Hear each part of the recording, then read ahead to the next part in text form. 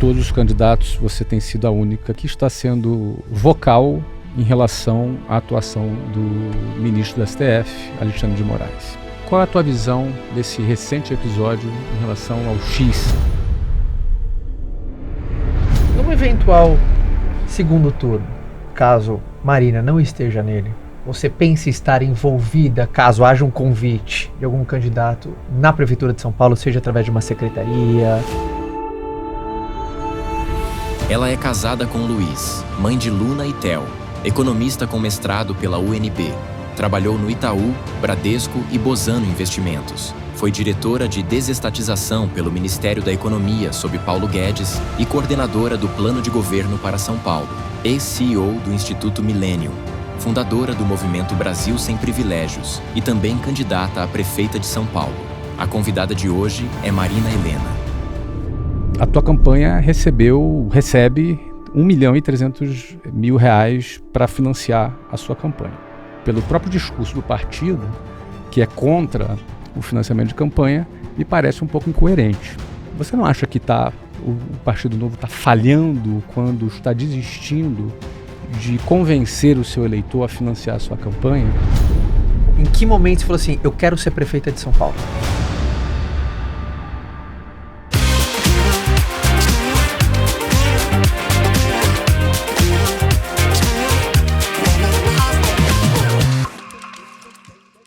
Antes de começar o episódio, eu só quero dar um recado rápido sobre a Trinca. A Trinca vai realizar uma sessão extra, uma sessão de encerramento da turnê 2024, chamada Gran Finale.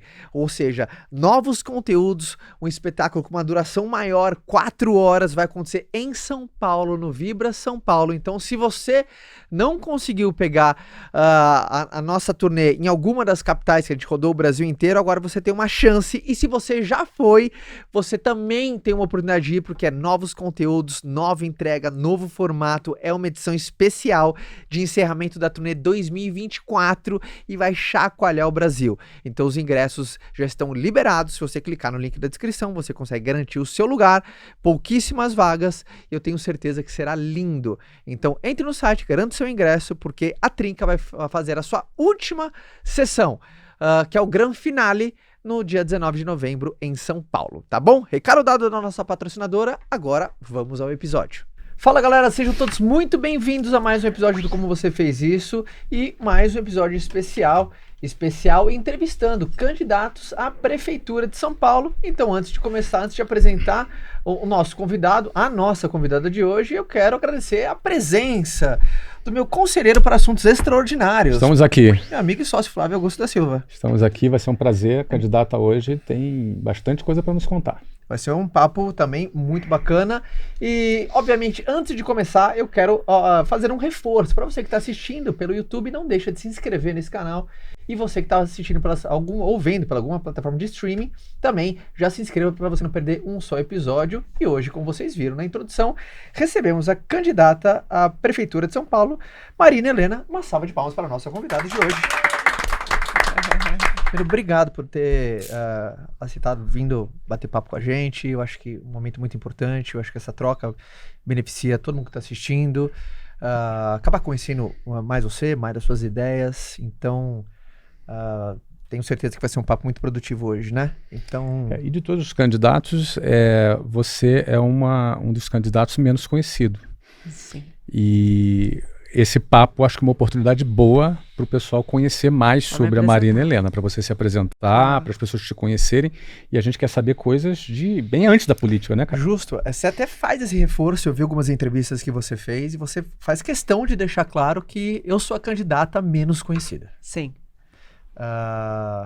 Então, acho que antes de começar, a gente quer começar entrando na tua história, né? Como que chegamos até aqui? Uhum. Né? Como que você chegou até esse ponto? Um pouquinho do seu passado, por que a decisão de ingressar na vida pública?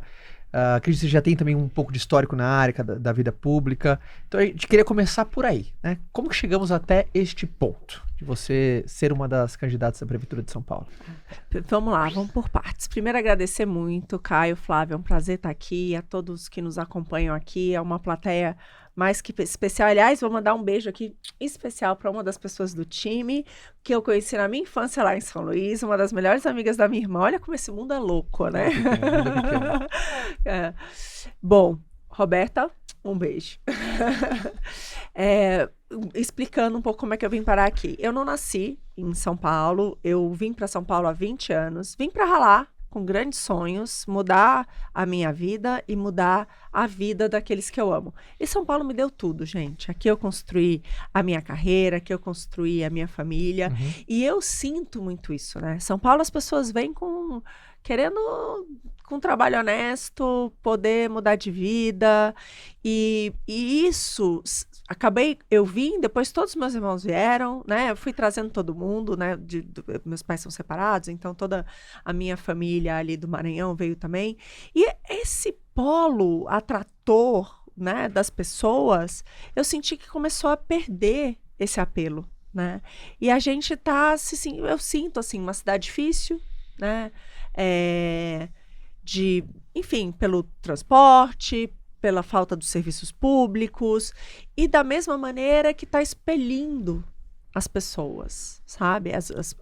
As empresas. Teve uma pesquisa quando a gente estava fazendo um plano de governo que aquela ali para mim foi muito marcante, mais do que qualquer dado, assim, que fala que 6 em cada 10 empreendedores têm planos concretos de deixar a cidade de São Paulo. Às vezes para ir para algum interior, para ir para algum outro lugar. E mais da metade dos nossos jovens. Aí eu fiquei pensando, cara, se a gente está perdendo quem tem um espírito empreendedor e a juventude, onde é que a gente vai parar? Então, essa sensação toda que eu tinha quando eu aceitei esse convite, de que essa cidade precisa de ordem, sabe? Precisa... tem um potencial aqui grande e tá travada... ao fazer esse plano, né, e desde que eu aceitei aí, que ainda foi no ano passado, em toda essa minha trajetória, eu fiquei vendo cada vez mais que isso se refletindo ali. E como que pode ser diferente? Você nasceu em São Luís? Eu nasci em São Luís. Na verdade, eu nasci em Brasília. Tá. Meus pais se separaram antes de eu nascer e com 3 anos de idade, a minha mãe se mudou para São Luís. Então, eu fui com ela para São Luís. Vivi lá dos 3 aos 13. Então, São Luís, você vem para São Paulo. Voltei com 13 ainda anos para você veio pra São Brasília. Na verdade, eu vivi no Maranhão dos 3 aos 13. Com 13 anos, eu acabei sofrendo um abuso e ali para mim foi um divisor de águas, assim, sabe? De que algo precisava ser feito para mudar a minha história. E aí eu Tua tomei mudança a decisão teve origem de nesse sair. evento? Muita coisa na minha vida teve origem com esse evento, assim. Foi, de fato, um grande divisor de águas, assim. Inclusive de como encarar a vida. E Você de não se tomar importa conta da minha em dar vida. detalhes? Você teve um abuso sexual? Você teve um evento violento, então? Um evento violento. Entendi. Com 13 anos de Com idade. 13 anos. E esse foi um dos motivos que te motivou a sair lá daquela região, daquele local. Eu vi que aquele lugar não ia... Primeiro, por sucessivos fatores, inclusive outras ameaças, né? Nesse mesmo sentido. E 2, porque eu tinha uma opção. Meu pai não morava lá, morava em Brasília, então eu podia ter uma outra história. E foi isso que eu fiz. Eu não falei nada pra ninguém, eu fui de férias no final do ano, como sempre acontecia, e não voltei nunca mais. E ao longo do tempo fui trazendo meus irmãos e fui, né? E as coisas foram mudando. E você tinha conhecimento de outras situações como essas com amigas, com outras pessoas na região? Era uma coisa comum ou foi um evento isolado? Olha, eu vou ser sincera, eu demorei muito para falar sobre isso. Sei. Inclusive, quando eu fui para casa do meu pai, eles não sabiam. Eles foram saber muito tempo depois. E é muito maluco, porque o dia que eu contei, uma outra pessoa relatou a mesma história. E, gente, o número de relatos que eu escuto desde então é um negócio absurdo. E pessoas que nunca prestaram queixas, que nunca fizeram nada a respeito. Você não prestou queixa? Então, não. Por quê? Primeiro porque eu não tive nem muito nova, muito jovem, não né? tive Direcionamento. uma orientação nesse Sim. sentido. Então, eu fico imaginando que isso deve ser uma coisa muito, infelizmente, absolutamente mais comum do que a gente imagina, infelizmente. Como é que você venceu isso em você? Ai, é tudo tão difícil, né? Mas eu lembro que num dia que aconteceu, eu tomei o banho mais longo da minha vida, eu olhei e falei, isso não me pertence. E eu sou maior que isso. E, de alguma maneira, eu bloqueei na minha cabeça a data. Eu bloqueei a data. Foi em algum momento entre setembro e outubro, mas eu bloqueei. E eu apaguei durante muito tempo, essa que é a verdade. Mas ali eu decidi o seguinte, eu preciso da minha independência, eu preciso nunca ter que passar por uma coisa assim de novo na minha vida. E cuidar daqueles que eu amo para também ter uma outra história. Era uma realidade diferente, porque a realidade que a gente vivia ali e a vida construída, né? Meu pai veio também de classe média, mas foi servidor público, mas tinha uma organização muito, assim, uma vida muito mais estruturada do que eu tinha em São Luís. Então, eram duas realidades muito diferentes. E eu olhava para aquilo ali e dizia, bom, é um caminho, né? É um caminho de fazer as coisas de uma outra forma. Então, aproveitei isso, com unhas e dentes. Trabalho muito, desde muito cedo. E mesmo em São Luís, isso para mim nunca foi um problema. Eu sempre gostei, assim. Lembro que a gente tinha uma vizinha, né, em São Luís, que era a Diná, e ela vendia cosméticos da Natura, fazia tudo, e eu ajudava a fazer isso desde pequena. Eu sempre fui muito viradora. Vendeu também? Vendi, foi ótimo. Venda direta, cara. Que beleza. Aliás, eu aprendi que não o que eu gostava era o que o outro gostava. Ali mesmo eu já vi. Isso foi algo muito comum na minha vida inteira, né? Até por isso, família grande, 5 irmãos completamente diferentes, ter que atender a necessidade do outro. Então, isso foi tudo uma coisa muito, muito... tudo isso ajuda a gente a crescer, né? Como foi seu início na vida pública? Meu início na vida pública veio muito depois, né? Quando eu segui a vida inteira pelo setor privado. Inclusive, esse ponto é importante. Quando eu cheguei em Brasília, e eu fui para lá com 13 anos, e aí eu estudei, fiz a minha graduação em economia, o meu mestrado, sempre trabalhei.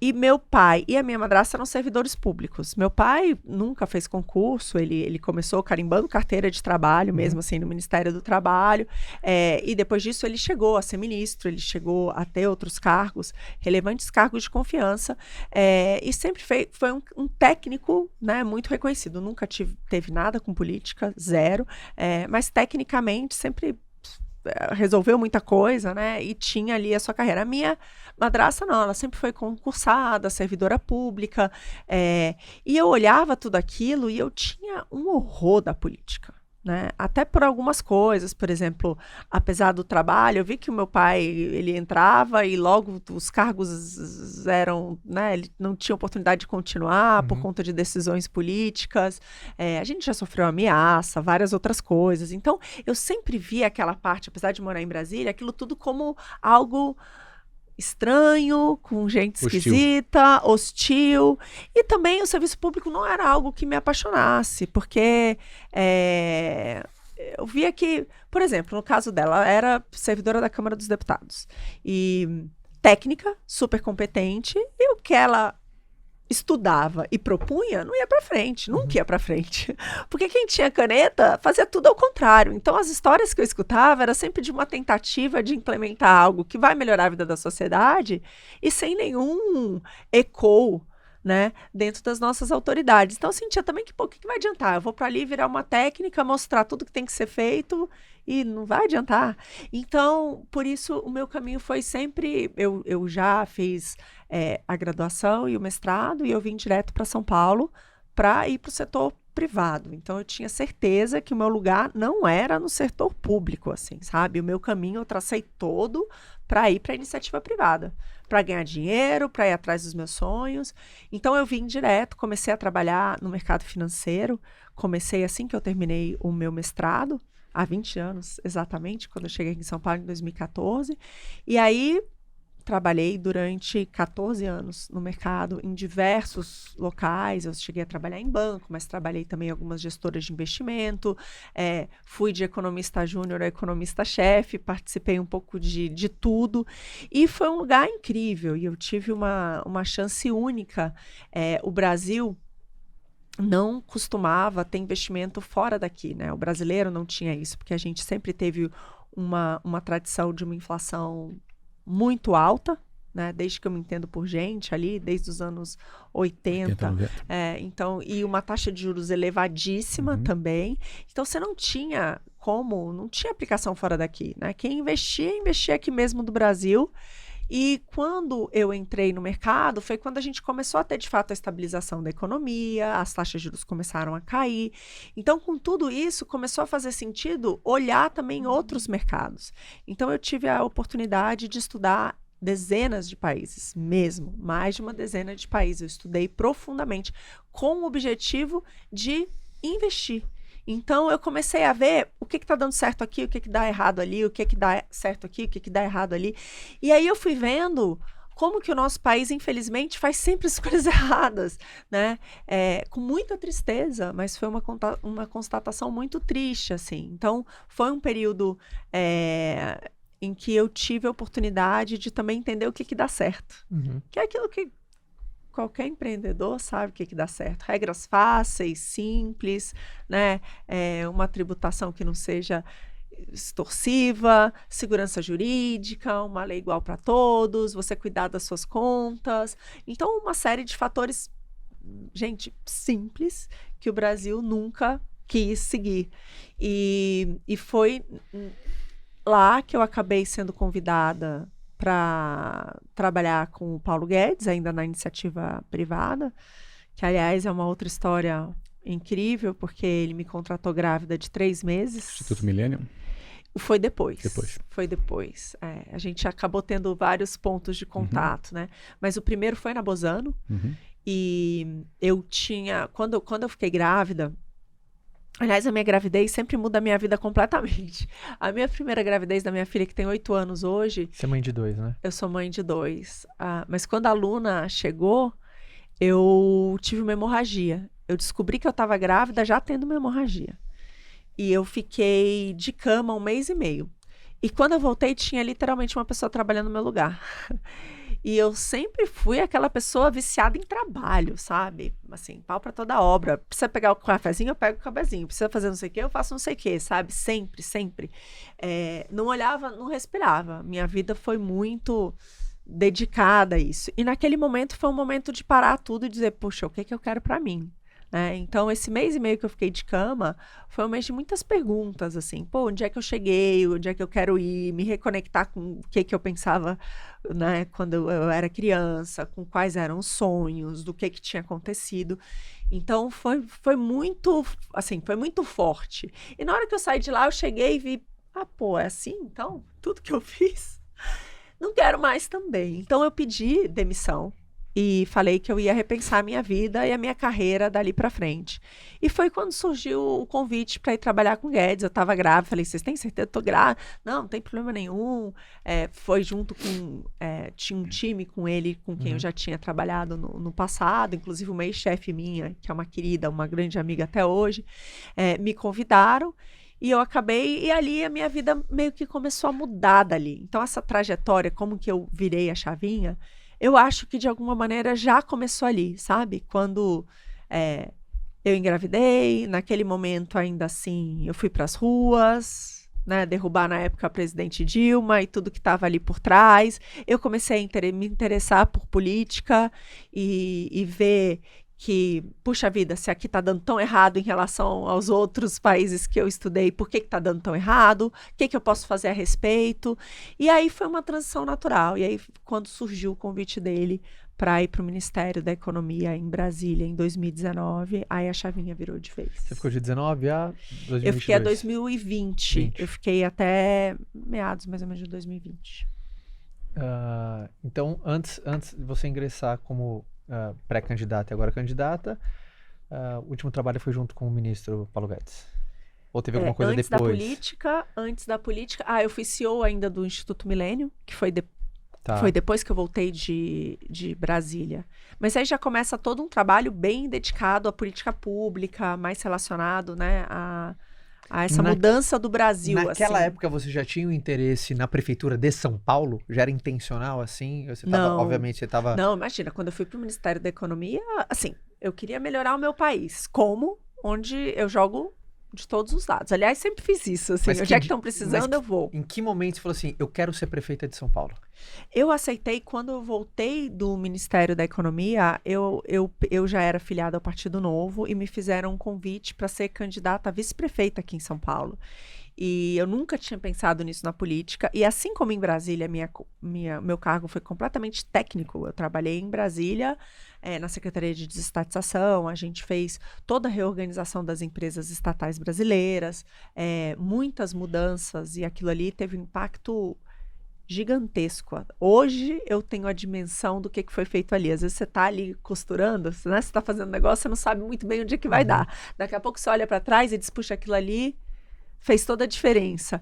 E eu acho que o trabalho que foi feito ali foi assim, de uma relevância inacreditável para todos os brasileiros, né? Acho que, inclusive, assim, o enfrentamento da crise, quando a gente teve da Covid, a forma como tudo foi feito, só foi possível também porque a gente mudou o comportamento das estatais, que deram uma lucratividade gigantesca, que teve uma valorização de ativos e tudo isso que permitiu que a gente enfrentasse a crise sem aumentar impostos, sem aumentar dívida, sabe? Algo que foi único no mundo mesmo. Então, foi um trabalho fundamental de colocar pessoas honestas e competentes em todas as estatais. E a gente descobriu participação em 700 estatais. Foi uma coisa, assim, de maluco. E aí, quando passou esse 1 ano e meio e um pouco antes da pandemia, eu senti que o projeto do que a gente ia colocar de fato para desestatização já estava completo, porque as empresas decididas e tudo acertado dentro do executivo já estava meio encaminhado. E os grandes saltos que a gente deu em termos de governança, em termos de transparência, em termos de tudo isso, já tinha sido encaminhado naquele ano. Então, e eu estava longe de casa, porque eu tinha uma filha de 2 anos e meio que ficou em São Paulo. Então, meu marido ficou com a minha filha, virou pai. E eu ficava na ponte aérea igual uma louca, indo na segunda, voltando na sexta, e o custo começou a ficar alto, né, para algo que marginalmente o impacto ia ser muito menor, né, o grande impacto do que foi feito ali nos 4 anos foi gestado nesse primeiro ano.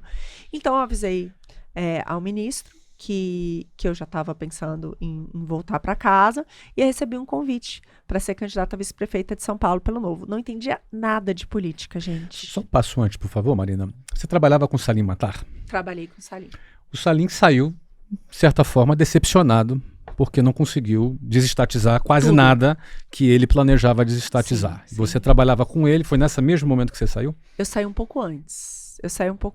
Mas também um pouco Eu chateada que não conseguia eu saí desestatizar chateada, nada? porque a gente foi querendo Essa era a promessa. privatizar a Petrobras, o Banco do Brasil. A gente queria realmente uma coisa maior. Por quê?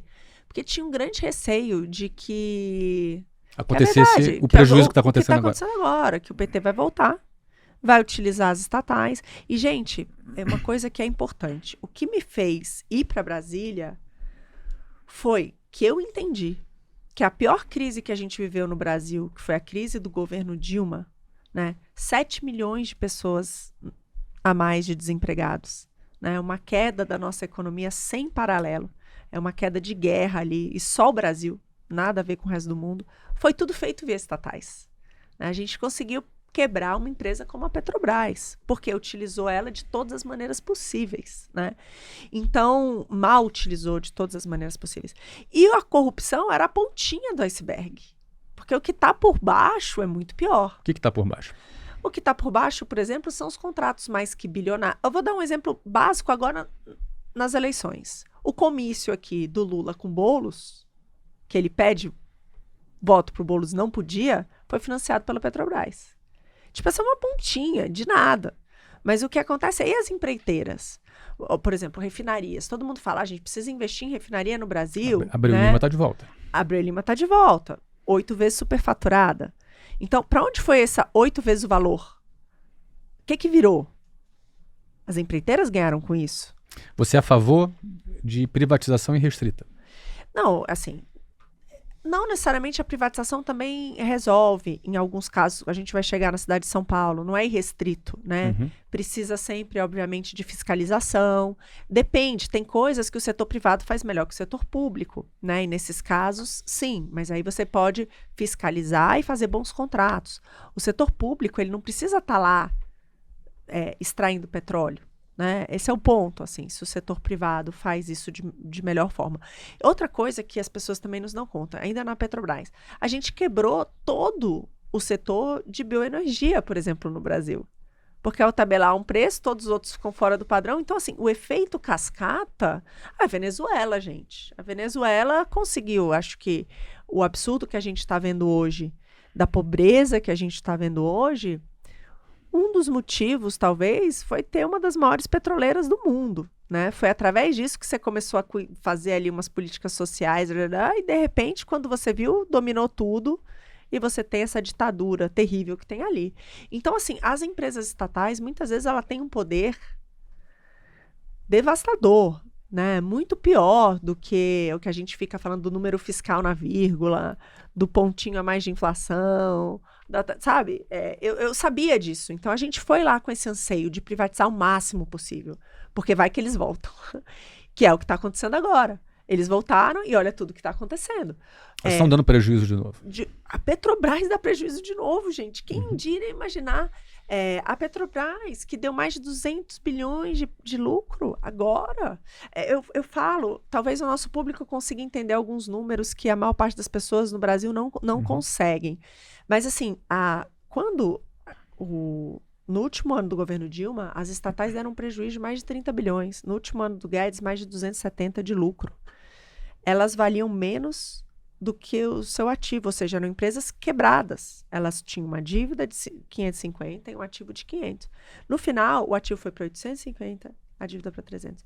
Ou seja, a geração de valor, em termos de desestatização dos desinvestimentos que foram feitos de 250 bi, que entra nesses números, né? Na valorização do ativo, na queda do passivo e nos lucros. Mas se a gente soma lucro, valorização e queda de dívida, a gente está falando de 1 trilhão e 300 bilhões. De déficit. Não, de superávit que teve nesses 4 anos. Mas você vê que isso foi o que foi feito em 4 anos só com as estatais. De resultado. Não é uma coisa... Como que esse milagre foi feito? A minha dúvida não é essa, porque foi só botando gente honesta e competente. Eram milhares de cargos que a gente tinha que indicar, não só em empresas públicas, mas em diversas empresas privadas com participação da União. Você vê o efeito polvo que o governo tem, que é isso, né? Muda o presidente da Vale, faz não sei o quê, você tem como interferir em tudo. Então, era um poder maluco. Então, a gente tinha uma pressa, porque a gente sabia, quando os caras voltarem, isso aqui é uma bazuca, né? Mas por que não aconteceu?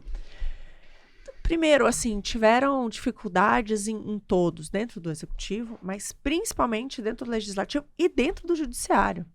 Até setembro de 2019, a maior missão que a gente teve dentro da secretaria foi evitar a reversão das vendas das subsidiárias da Eletrobras e da Petrobras, por exemplo, junto ao STF.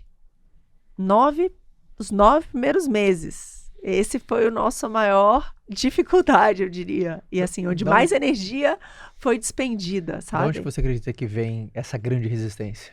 É muito poder. É muito poder. E é um poder que é muito mais difícil de ser fiscalizado do que em outras áreas, por exemplo, do governo federal. O Tribunal de Contas é completamente cego em relação às estatais e o que acontece dentro das estatais, por exemplo. É Tanto dinheiro que quando aconteceu, mais livre para ser muito movimentado. mais, porque uma Petrobras vai decidir, eu vou contratar a Odebrecht. Por que você vai contratar a Odebrecht? Porque sim. Vai ser a Camargo. Por quê? Porque sim.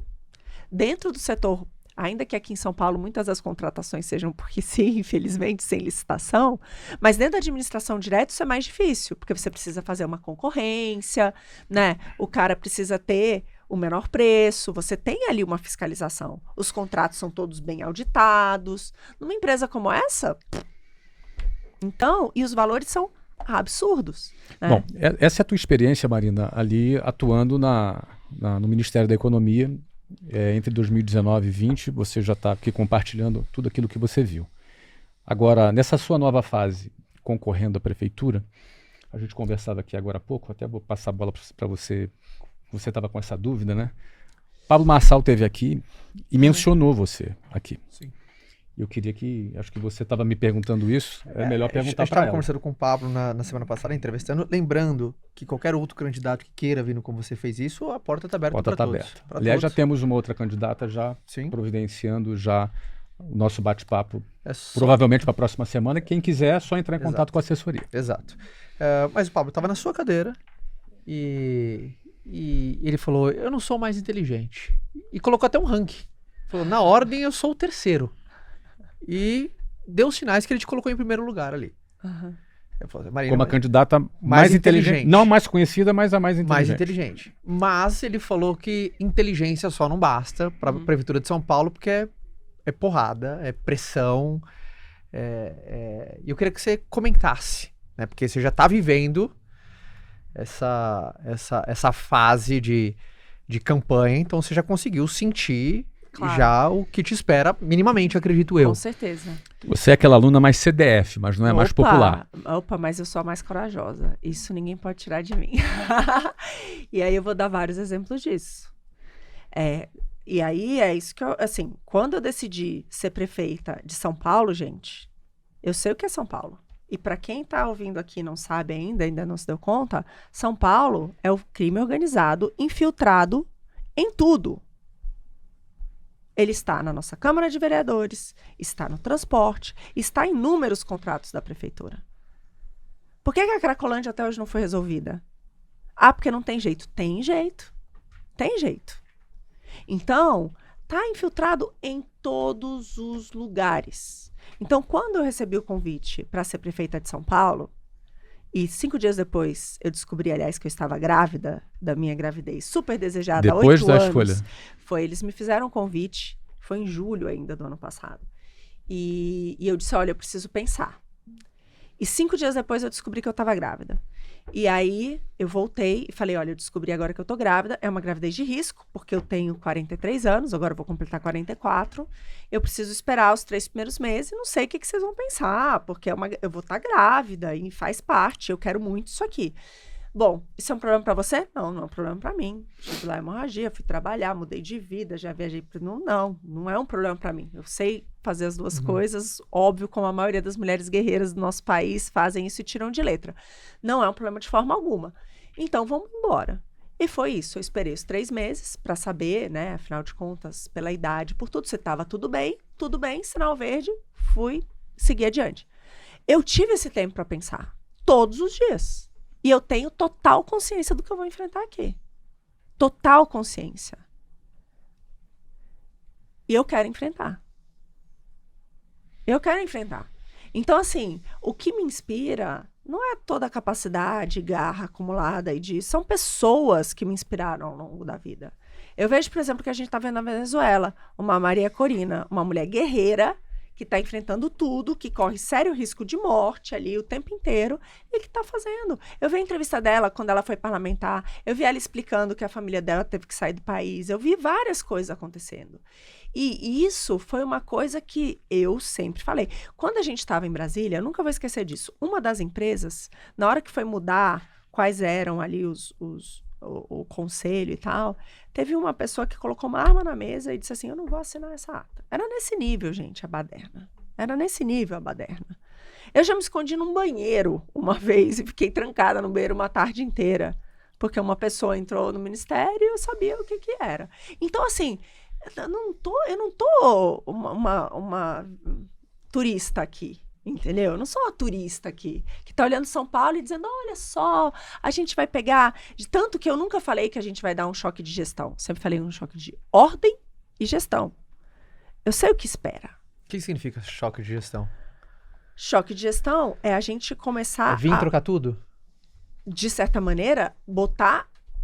assim, primeiro, não é possível que a gente hoje tenha em impostos o que a gente arrecada aqui na nossa cidade. 2 vezes e meia o que tem outras capitais do nosso país, são 113 bilhões, e que a gente esteja entre os piores indicadores em tudo. Na educação, na saúde, na sensação de segurança das pessoas, no transporte. Para onde vai isso? Na zeladoria. Por que aqui na nossa cidade, para arrancar uma árvore, custa R$28 mil e lá em Belém, 2? E não tem poda de árvore aqui na nossa cidade. Né? Por quê? Porque, cara, tem muita coisa errada. Hoje em São Paulo, muita coisa é terceirizada, voltando para a privatização.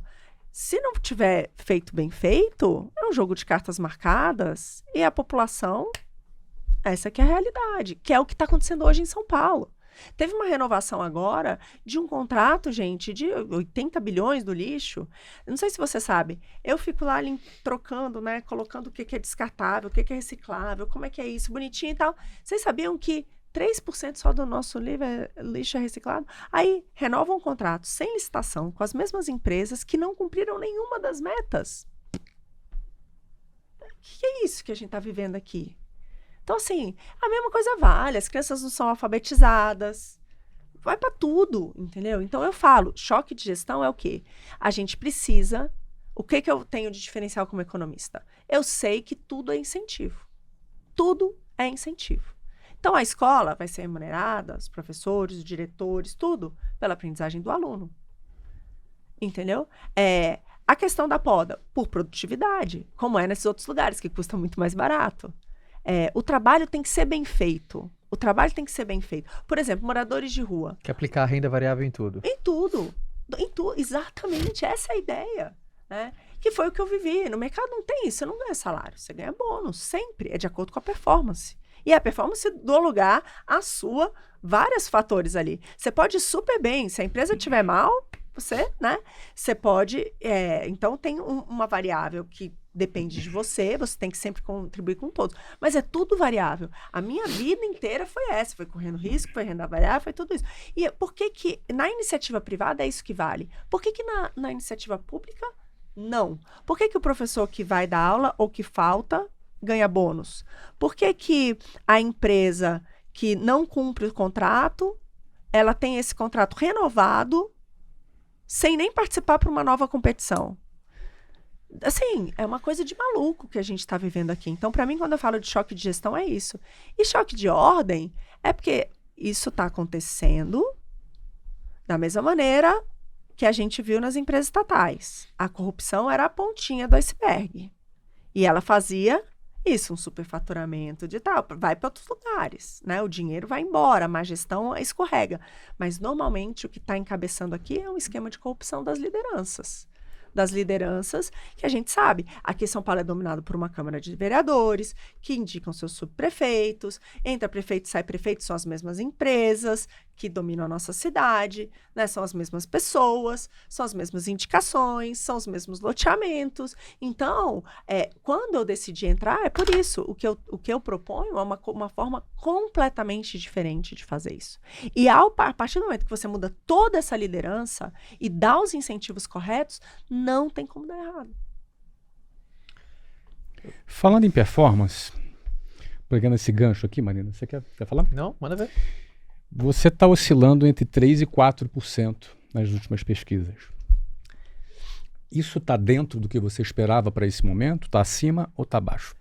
Eu estou achando muito estranho, tá? A gente faz um mapeamento grande de redes sociais e, tirando o Pablo, que realmente foi um fenômeno, o meu nome é o que mais está crescendo. Uhum. As pessoas não me conheciam, zero. Hoje, óbvio, ainda o meu desconhecimento é o maior, mas por até oportunidades como essa, é o nome que as pessoas têm conhecido mais. E eu acho muito estranho que as pesquisas estejam dando isso. A gente tinha feito uma pesquisa em julho, fez uma recentemente, e o número está muito diferente dessas pesquisas. Então, eu tenho questionado os institutos. Alguns institutos, até na hora de publicar, erram o meu nome. Fora, assim, a gente tem hoje 5 parlamentares e alguns veículos de televisão não estão me convidando para os debates. Né? Então, é uma coisa maluca. O sistema é foda. Como que você avalia a corrida Mas eu não acredito nos números da pesquisa. Só E eu ainda sobre a explico por pesquisa, quê. Caio. Porque os trackings que a Isso gente que eu te tem perguntar. acesso... Quais são os números que indicam os seus trackings? Eu estou empatada com a Datena e com a Tabata. Com cerca em todos de os cenários. 8%? 7, 8%. 7, 8%. Essa é a tua previsão? Essa é a minha previsão. Os números que estão aí hoje não refletem a realidade. Mas você acredita que isso é intencional? O que Totalmente você acha? intencional. A grande verdade é que, assim, gente, o sistema está aí. E os candidatos do sistema estão aí. Quem são os candidatos do sistema? Bom, o prefeito, não preciso dizer, ponto. E do lado do centrão. E a gente tem do outro lado Boulos, que vem com o Lula, que vem com toda a turma, que, aliás, várias hoje das secretarias do próprio prefeito também são ocupados por personalidades que vão estar também na mesma do Boulos. Então, é isso aí que a gente está vendo. Fora isso, Tabata, a mesma coisa, que, aliás, enche a boca para falar do Alckmin, para falar do Márcio França, para falar de todo mundo que... E olha o histórico e olha o que tem feito. E que também está lá no governo federal. Que sempre dominou São Paulo. Todo mundo, é a mesma história. O Datena agora pelo PSDB, que sempre teve aqui na nossa... Eu falei para ele fica reclamando do prefeito. Ele fala, eu falo, Datena, nas 2 últimas eleições, quem ganhou São Paulo foi o PSDB. Por que nada foi feito? E agora você vai entrar pelo PSDB e vai fazer um milagre? Então, a grande verdade é que eu vejo todos esses candidatos como candidatos do sistema. Quem não tem nenhum histórico e não tem nada, não tem nenhuma ligação nessa história, de fato, sou eu e é o Pablo. A grande diferença, né, que eu falo nessas horas é que eu não estou sozinha, no sentido que eu venho junto com, de fato, um time. Um time de pessoas, alguns da política, um time de muita gente técnica e competente que está trabalhando onde a gente teve o prazer de poder mostrar do que é capaz, o novo, né, na gestão do governador Zema, em Minas Gerais. A gente tem o prefeito melhor avaliado do Brasil. Então, essas coisas não começam do nada. Por exemplo, quando o Adriano foi eleito, a gente tem o prefeito de grandes cidades melhor avaliado do Brasil. Ele tem Santa 93, Catarina, né? Santa Catarina, que é a maior cidade de Santa Catarina, que é uma cidade, Joinville, que cresce 10% ao ano, que faz tudo direito. Quando ele ganhou, ele também não imaginava. O que aconteceu? O vice-governador de Minas foi para lá. Ficou os primeiros meses. Ajudou a fazer. Então, a gente se ajuda, né? Nada, não brota, né? Tem toda uma experiência aí para poder fazer a coisa acontecer. Então, assim, eu acho que eu venho com uma outra bagagem nesse sentido. Mas não são, gente... não tem nenhum do peso e da dívida política que todos esses outros nomes vão precisar trazer para dentro da nossa cidade, que é o que acontece. Entra prefeito e sai prefeito, muda pouco, entendeu? Nesse sentido de que a gente é uma cidade que tributa muito e pior, porque a gente está regredindo, né? Nos últimos 10 anos, a nossa economia despencou aqui em São Paulo, as empresas estão indo embora, as pessoas, sabe, os cérebros estão indo embora. Então, tem uma coisa acontecendo e ainda assim o setor público ficando cada vez mais forte, cada vez mais difícil. E o que a gente está vendo em troca? Então, e são essas as mesmas famílias, vamos dizer assim. É como máfia, né? São as mesmas famílias. É o mesmo modus operandi. E de fato, então eles expelem essas pessoas que tentam entrar de fora. Eles estão fazendo isso com o Pablo e eles fazem isso comigo. E comigo, como é que eles estão fazendo? Deixando de fora dos debates, que é inacreditável. Os veículos todos de comunicação erram quando falam meu nome. Gente, tem veículo ainda de comunicação hoje, no dia de hoje, que eu recebi um print que me chamou de Marina Silva. Puta, desculpa o meu francês, entendeu? É uma coisa de louco. Como é a tua relação com o Pablo? Eu encontrei o Pablo uma vez na minha vida, que eu fui no podcast dele, que ele me convidou. Foi a nossa única interação, assim, ao vivo. Fora isso, a gente se falou algumas vezes, nos cumprimentamos no debate, mas muito rapidamente. Eu nunca tive uma relação... Tenho 2 perguntas. Qual a sua avaliação, baseada nessa última pesquisa, desse sobe e desce de candidatos, tendo como mais expressão o Pablo Uhum. subindo muito. E o Ricardo Nunes, se não me engano, tendo uma queda mais expressiva. Como você vê essa troca? Por que você acha que isso aconteceu? E qual foi a sua visão sobre o bloqueio das redes sociais do Pablo? E se isso tem correlação, na sua opinião, com essa subida e dessa descida?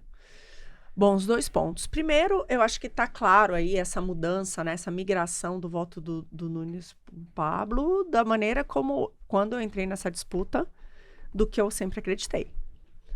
Que a maior parte de São Paulo é de direita, tem os valores da direita, tem os valores. Isso pode mudar ao longo do tempo, de certa maneira, mas normalmente é o quê? Quando foi a Marta, depois dos grandes escândalos de corrupção do Pita, na época do Haddad, foi porque realmente foi no período do PT mais forte, né? Quando o Lula saiu ali com 80% de aprovação. Então, foi acasos. Eu não acredito que isso seja... E a última eleição, muitas coisas aconteceram. Então, assim, eu nunca comprei essa ideia de que o paulistano, que é um povo que rala e que acredita no trabalho honesto, cai na ideia assistencialista e do que realmente é o que a esquerda representa. Eu vejo isso até porque nas próprias pesquisas, quando você pergunta para a pessoa, você é de direita, de esquerda, não sei o que, não sei o que. A direita é sempre maior que a esquerda. Tem muita gente que não se define ali direito, mas quando você pega o moderadamente à direita ou quem é de direita, o nome é porque agora tudo virou extrema, né? Então eles tentam, mas mesmo assim as pessoas se autodefinem de certa maneira como representante desses valores. Que é o quê? Cara, se o problema é segurança, a gente quer bandido na cadeia, entendeu? Então, é uma coisa diferente a visão que você tem de mundo. São visões de mundo diferentes, né? Em termos de segurança, em termos do valor do trabalho, em termos de se você... vai dar o peixe ou ensinar a pescar, em termos de como que você pode fazer uma gestão, né, em termos de tamanho de Estado e de quanto ele pode cercear suas liberdades. A gente vai chegar na parte, inclusive, da liberdade de expressão, que eu vejo no que aconteceu com o bloqueio das redes do Pablo. Então, são uma série de valores. Eu nunca me convenci que o paulistano é de esquerda. Só que muita gente vendeu isso. Olha, tem que ser o Nunes. Tem que ser o Nunes. O Nunes precisa ser o candidato da direita. Porque ele é meio de esquerda. Então, a única chance da gente ganhar o Boulos aqui na cidade é colocar um cara meio de esquerda, que se maqueia ali e diz, olha, eu sou de centro e tal. Tem que ser um cara assim. Porque o paulistano não vai aceitar alguém que não tem esse perfil. Só que não tem nada disso. E é o que está mostrando agora. Entendeu? O Nunes é o centrão. Gente, eu peço desculpas, eu peguei uma bela de uma gripe, ainda estou recuperando aqui a voz, então tá um pouco... mas o Nunes, ele é um centrão, e as pessoas veem o que tá ali. E ele teve 4 anos para fazer tudo aquilo que ele disse que vai fazer, e não fez. Então, eu acho que eu tinha essa percepção. Eu sempre achei que ele era um grande risco contra o Boulos. Porque de tão ruim que foi a gestão, ele ia virar uma bela de uma vidraça, como ele está virando. Então, porque tem muitos pontos absolutamente frágeis. Tem muita coisa ruim. A cidade não está funcionando. E o que você está querendo dizer é que o eleitor já percebeu isso. Percebeu isso. E aí está desembarcando, dizendo, opa, se não é esse, quem vai ser, né? E está olhando dentre os candidatos da direita. Então, eu vejo que o que está acontecendo é isso.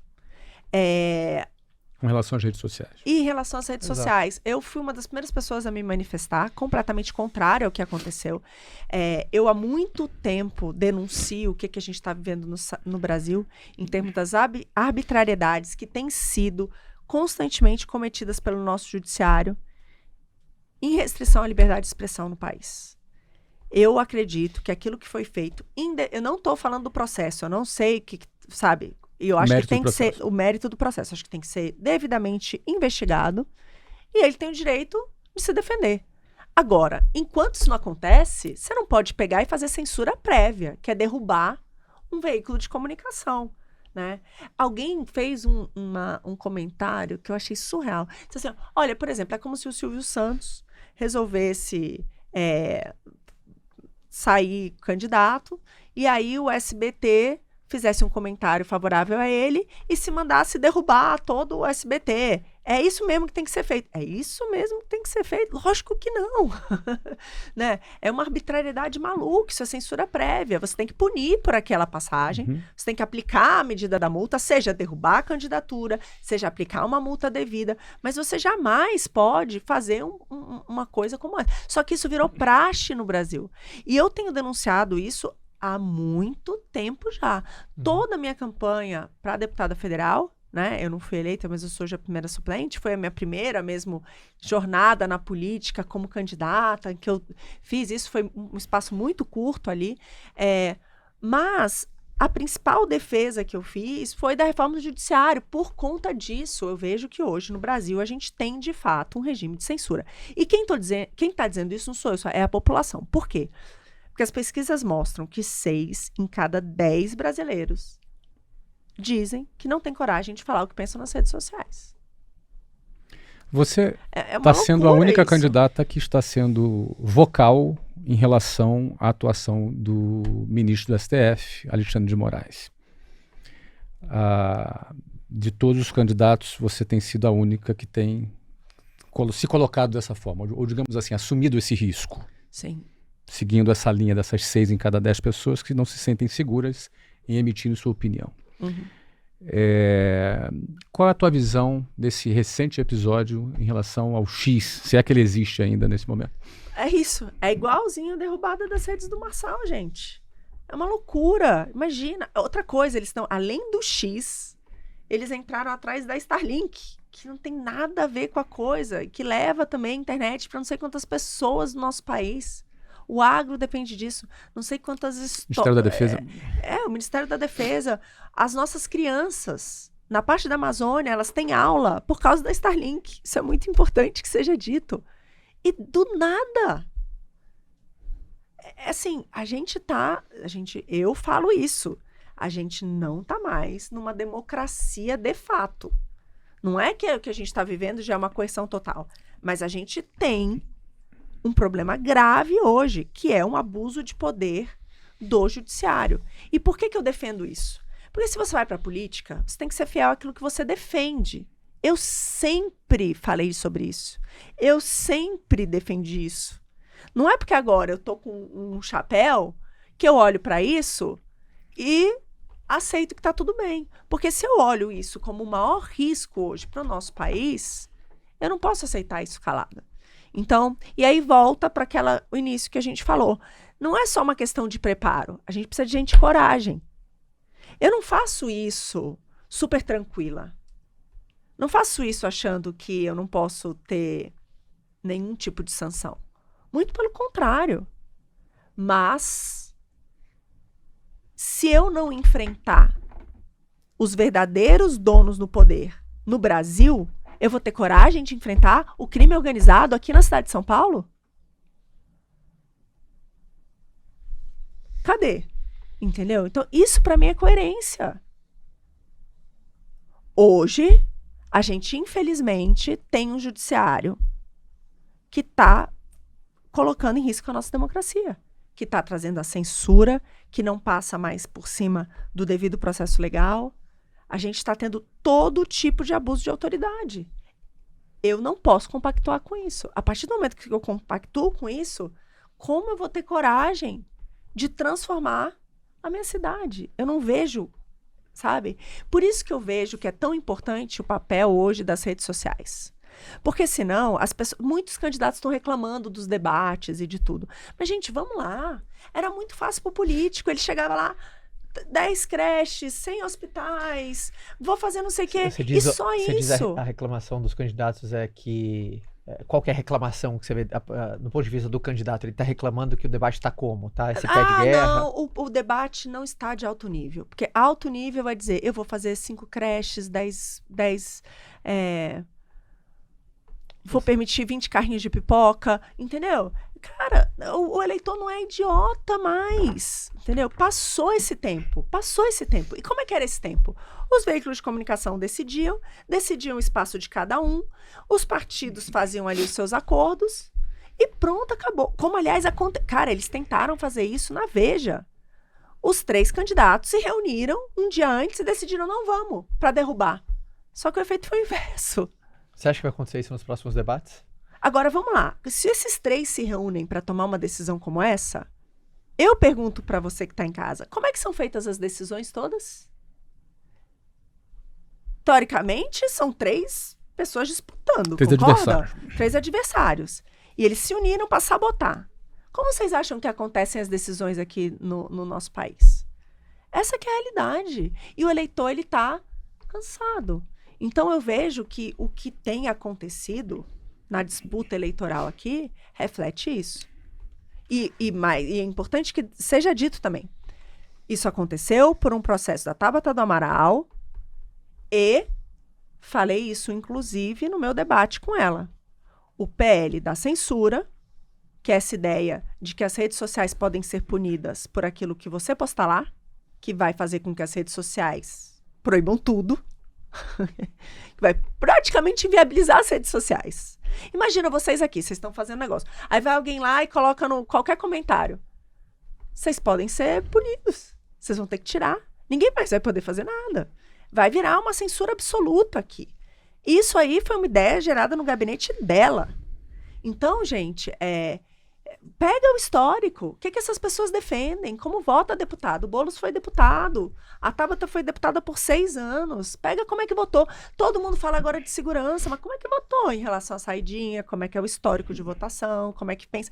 Então, é isso. Você é contra a saidinha? Desconforto? Eu? Você é contra a saidinha? Sou contra. Eu vejo que o desconforto dos candidatos padrão e da política tradicional e de tudo isso que está aí é isso. Hoje, existem outras formas. E todo mundo está sujeito a esse desconforto. Que é de ter que responder pergunta que não quer, de puxar a capivara, entendeu? Eu vi a tua entrevista na CNN, mas para a parte final, quando foi perguntada para você, obviamente, de um possível segundo turno, no caso você não estando presente, se existe algum tipo de conversa prévia. Você fez muita questão de focar, tô no meio do jogo, quero Lógico. pensar no primeiro turno. Mas foi perguntado se existiria algum apoio para você, se você ofereceria algum apoio a algum candidato no segundo turno. Você deixou muito bem claro, você não deixou claro para quem seria o seu apoio, mas você deixou claro para quem não seria o seu apoio. Perfeito. Você falou Tabata, o prefeito Ricardo Nunes e o Boulos, eu não apoio de jeito nenhum. Não, Tabata, Datena. Datena Datena, e Boulos. Tabata, Datena e Boulos. E aí deixou essa lacuna de Pablo e o Ricardo Nunes. Com quem mais você se identifica dos dois? Eu me identifico comigo mesmo. Eu me identifico mais comigo. Marina, Eu tu tenho deu uma bela certeza escorregada agora. Que a gente vai estar no segundo... Primeira escorregada da entrevista, né? Sim. Mas foi bem. A gente vai estar no A segundo gente entende. turno. Então eu não vou precisar apoiar nenhum A deles. gente Eu entende. estarei no segundo turno. Quem Isso. sabe com um dos dois, né? Então, Verdade. não vou nem precisar apoiar. O meu ponto Mas vamos de não imaginar apoiar diferente. os outros 3, Mas só para terminar Claro. essa ideia. Qual que é o meu ponto dos outros 3? É assim, o que eles representam para mim, né? Essa questão da Tabata me incomoda demais, o PL da censura. E me incomoda demais ela tá do lado do Geraldo Alckmin e ver o Alckmin lá no Irã, junto com Hamas, junto com Hezbollah, escutando Morte à América, Morte aos Judeus. Me incomoda demais o Boulos e tudo que ele representa. É a mesma coisa.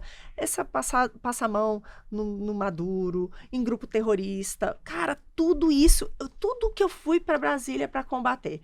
O Datena tem um quadro do Che Guevara na sua sala de jantar. Entendeu? Ou seja, aqui tem uma coisa ideológica e um sistema por trás e tudo que para mim é muito identificado. Então, é contrário a tudo aquilo que eu defendo. Entendeu? Uhum. Então, assim, não faz nenhum sentido, não tem coerência nisso. Uhum. É inconciliável. É inconciliável. Do outro lado, é uma possibilidade e a gente... Não, no outro lado, vai ser assim, tipo... Fecha o nariz. Porque como é que a gente faz, gente? No primeiro turno, a gente vota no melhor. Para isso que existem 2 turnos. O segundo é o que tiver No de disponível. segundo é o menos pior, né? Então, Vamos falar de um assunto um pouquinho mais espinhoso aqui, Marina. Mais espinhoso, seu Flávio? Eu acho. Eu acho que o partido que você faz parte, que é o Partido Novo, vive uma crise de identidade.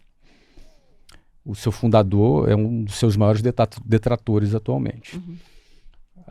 E uma dos fundamentos da fundação desse partido é o não apoio a financiamento público. E acho que até hoje o Partido Novo defende que não é a favor do fundo eleitoral e do financiamento público. Inclusive, foi um dos maiores divulgadores de que, uma vez que você tem um projeto, o maior indicador de que você merece a confiança do eleitor é quando esse eleitor aposta em você, quando esse eleitor investe em você, ele te financia. Sim.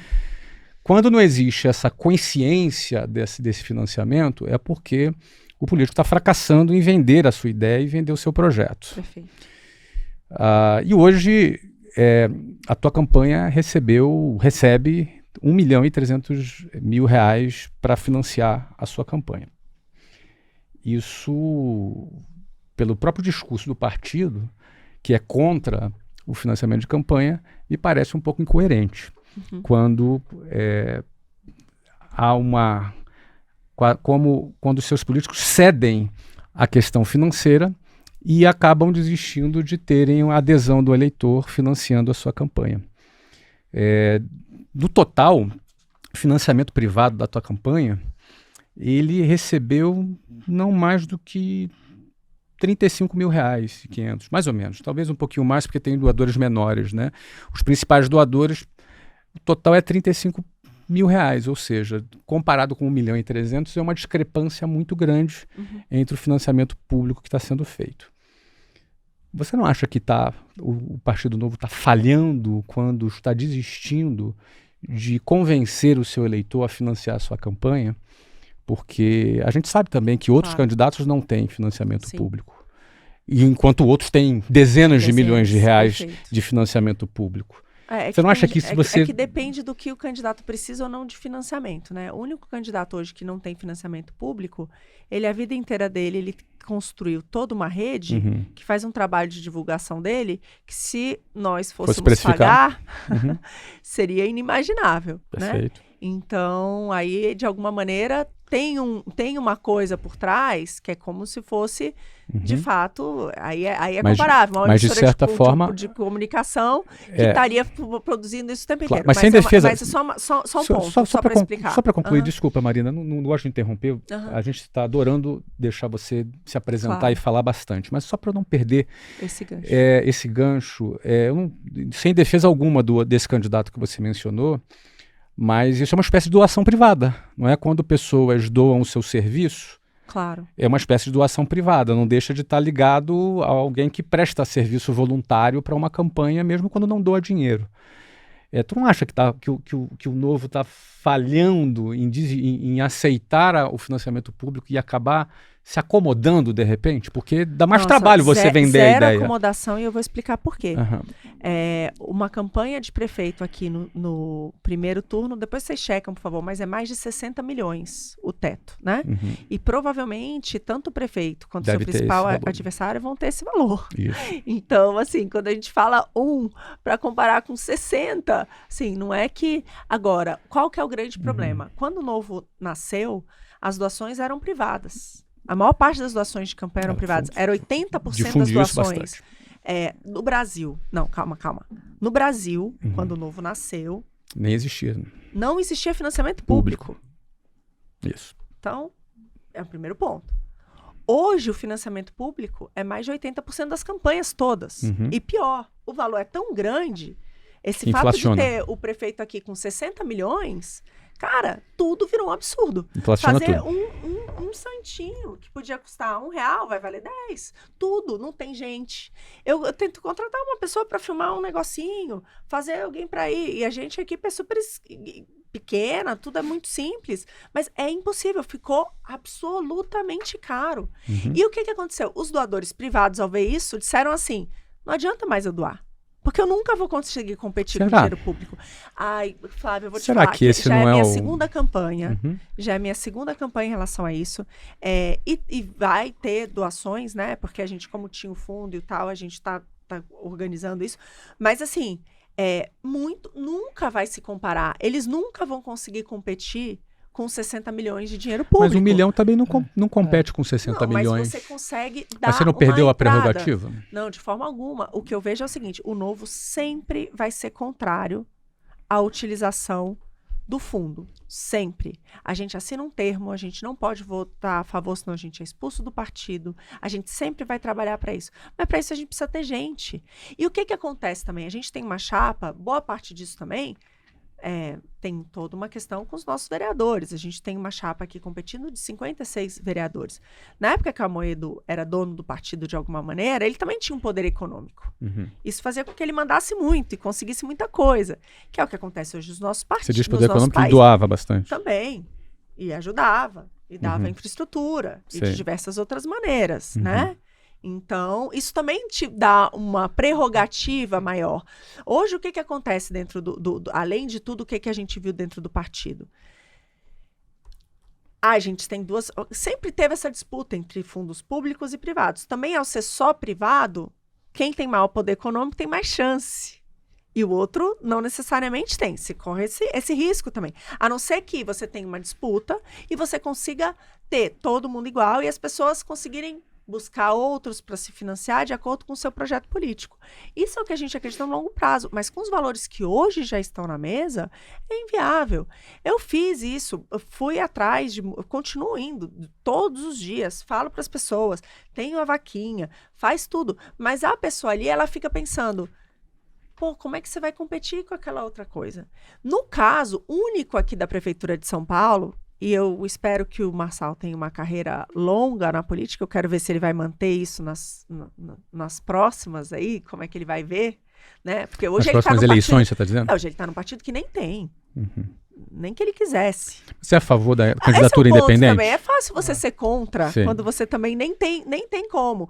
Agora, ao longo do tempo, eu quero ver por quê. Vou dizer, aí não é para ele, mas também não é para a chapa, ninguém da chapa dele vai aceitar, entendeu? O partido não usa isso de alguma maneira, então o lugar onde você vai colocar o pé e que você encontra para fazer a reunião também não usa. Você começa a levantar isso, o que aconteceu com o Novo, que o Novo viu? Primeiro, muito difícil a doação privada. Em segundo ponto, porque ficou muito caro, né? Em segundo ponto, a gente só tinha pessoas voluntárias ou pessoas ricas. É muito difícil também você só atrair pessoas que sejam capazes de ter conexões para conseguir se financiar, né?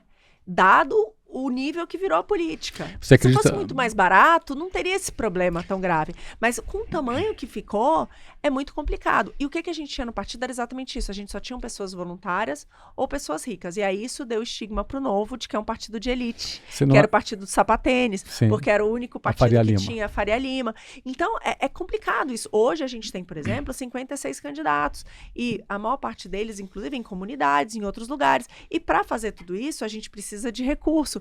Então é um ciclo. Eu não sei se ele vai continuar a manter essa ideia ao longo do tempo, conforme... E outra coisa também, não é só a candidatura da Marina, né? É a Marina, tem os outros vereadores, a gente vai ter candidatos no país inteiro, a gente precisa ter volume para ter relevância. Então, eu não estou vindo a voo solo. Não é só a Marina, como dependendo... O próprio Marçal, ele tem um voo dele. Aí ele diz, depois eu vou conseguir, né, colocar os outros, né? Mas, tô falando assim, quantos... Eu represento o Novo. O Novo vai ter candidatos. Aliás, foi o partido que mais cresceu. Disparado. Saiu uma matéria, nem sei quantos... Enfim, veio acho que de 100 candidatos para 7.500 que vai ter nessa eleição. Mas o número de eleitos diminuiu nos últimos tempos. Não. A gente agora teve mais 150 que migraram. No geral, você está falando só do deputado. Houve mas migrações. No Brasil, e também no Brasil inteiro. A gente vai... Na última eleição... Aliás, por que essa campanha de deputado federal foi ruim? Um dos motivos é que o Amoedo não queria lançar candidato a vereador em lugar nenhum. E ele tinha o poder de segurar tudo. E não permitiu mesmo. Em Minas, que a gente tem o governador, foi lançado candidato em menos de 10 cidades. Então, o Novo, nas últimas eleições municipais, teve candidato em 50 cidades, gente. Esse ano, a gente vai ter em 600 cidades, mais de 7.500 candidatos. Então, assim, é uma outra história. Eu não é a Marina Helena, eu faço parte de um projeto, de um time que quer mudar o nosso país, entendeu? E entendeu que para isso, da forma como está hoje, a gente vai brigar para mudar essa regra.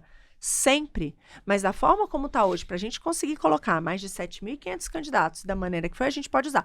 Ainda assim, a gente tem 3.500 avos, nem sei quanto é que dá isso, do que está aí para os outros de plantão. Então, eu acho que esse discurso ele é muito legal quando você está numa carreira solo. Talvez se você, sabe, e você já construiu uma forma de comunicação, que é o que vale para a política, que você não precisa disso. Que se eu fosse tentar replicar, eu ia precisar de...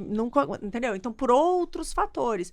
Mas isso não é viável para essas mais de 7 mil candidatos que a gente vai ter no país inteiro. Continuo Só para finalizar o assunto, Tá. você não acha que essa tua análise tende a daqui a pouco o partido ser a favor? Porque se você me fala que não tem como financiar... De forma alguma. Olha só, a gente não vai fazer isso porque a gente acredita que isso é um dos maiores problemas da nossa democracia, porque ele inviabiliza a renovação. A renovação, exatamente. Porque o cacique determina para onde vai. Uhum. A gente vai ser sempre a favor. A gente é a favor de candidatura independente. Entendeu? Então, são fatores que permitem que você não fique amarrado em partido, que a gente não... O Novo, ele vai sempre ser favorável a isso.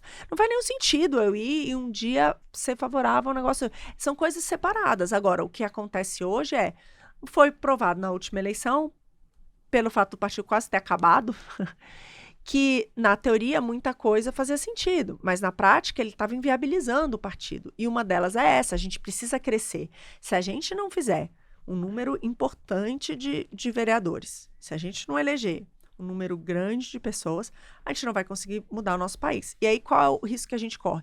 Nas próximas eleições, a gente não ultrapassar a cláusula de barreira e a gente está fadado a se extinguir mesmo, né? Ou ficar à mercê de alguém que venha e que carregue o partido, que faça, mas a gente não trabalha assim.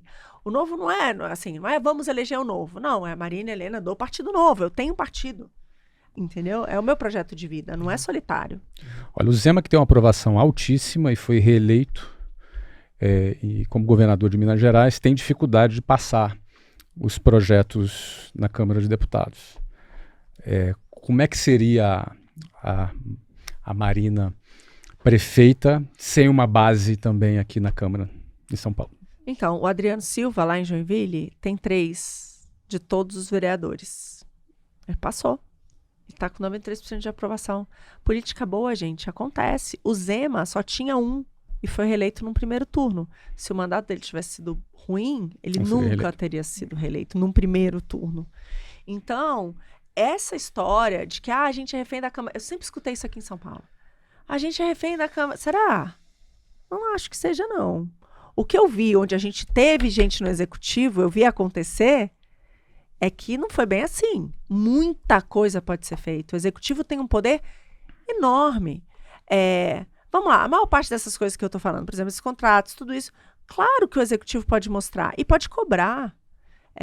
Aí é uma questão de se você realmente acreditar nisso ou se é mais fácil vender essa história. Não dá certo porque, né?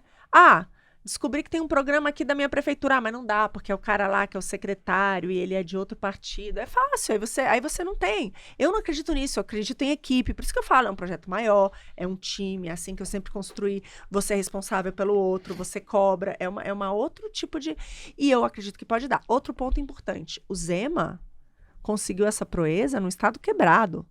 São Paulo, de novo, o nosso orçamento é 2,5 vezes a média das outras capitais do país. 2 coisas. Primeiro, o nosso serviço deveria ser 2,5 vezes melhor. Não é. Não é. Muito pelo contrário. A gente está na rabeira em tudo, que é um absurdo, né? E em segundo, então isso te deixa muito menos dependente da Câmara dos Vereadores. Porque quando você está quebrado, tudo você precisa resolver. Quando você não está, você vai lá tocando seu serviço de política pública. Você vai melhorando a gestão, né, de tudo, você vai melhorando, você vai olhando o que estão nos contratos e chamando para ver, isso aqui não está sendo cumprido, parará. Você tem um poder muito, muito maior do que quando você está com uma cidade ou um estado quebrado, que aí sim, para você passar medidas normalmente de saneamento, né, da prefeitura, para você conseguir cortar gastos, que é normalmente isso, quando você está quebrado, você tem que cortar. né, gasto, ou aumentar impostos ou coisa assim, aí você fica muito dependente da Câmara. Mas hoje não é esse o caso da Prefeitura de São Paulo. Então, quem alega que é culpa deles e vai continuar alegando isso aqui, não vejo isso como real. E não foi essa experiência que a gente teve, mesmo com grandes dificuldades, quando a gente teve a chance de ter uma prefeitura ou um governo. A gente hoje tem 5, né, prefeitos, então todos têm mais de 80% de aprovação, mas essa é a maior cidade. Muito bem. Acho que eu tenho mais uma pergunta só. Marina, e fica super confortável caso você não queira responder, porque você está focando no jogo. Mas, num eventual segundo turno, caso Marina não esteja nele, você pensa em estar envolvida, caso haja um convite de algum candidato na Prefeitura de São Paulo, seja através de uma secretaria, ou seja, independentemente das eleições da urna, veremos Marina Eu estarei Marina envolvida na Prefeitura de São Paulo através dos gabinetes dos nossos vereadores. Por isso, você tem 2 opções. Você pode votar 30 para prefeita e depois 30 para vereadores. Ainda que você não te convencer aqui, vota para vereador, que você vai me ter lá na prefeitura, puxando a capivara de todo mundo, fazendo a mesma devassa nos contratos, colocando tudo que eu falo, gente, vou estar lá perturbando, e olha que eu sou boa nisso, entendeu? Via o gabinete dos vereadores, porque é o time que eu confio, entendeu? E eu tô construindo um projeto para São Paulo, um projeto de país, eu faço parte disso. A gente teve muita dificuldade interna. Eu já passei por tudo que vocês possam imaginar dentro do Novo. Eu já pensei em desistir várias vezes. Mas hoje, eu sou uma das principais lideranças. Já pensou em sair da política assim, em um determinado momento? Claro que já. Não, claro que já, imagina. O quão insalubre é? É muito insalubre, é muito absurdo. A gente vê, e é isso, gente. Você sabe que você vai ter que combater. É isso mesmo, é igual lá na estatal, o cara põe a arma na mesa, você sabe o que está enfrentando, não é nada simples, entendeu? São vários riscos de vida, psicológicos, de todas as maneiras possíveis. Por outro lado, quando você se cerca de algo, isso é importante. Eu permaneço na política hoje porque eu faço parte de um time que eu confio. Isso é muito importante. Por exemplo, eu não fui eleita deputada, eu tive pouquíssimo tempo de campanha, foi a minha primeira... ainda assim, foram mais de 50 mil votos, eu enchi um estádio, né, que para uma primeira vez é muito, muito difícil. Eu sou hoje a primeira suplente, só que os meus votos serviram para eleger uma mulher que eu admiro muito, que é a Adriana.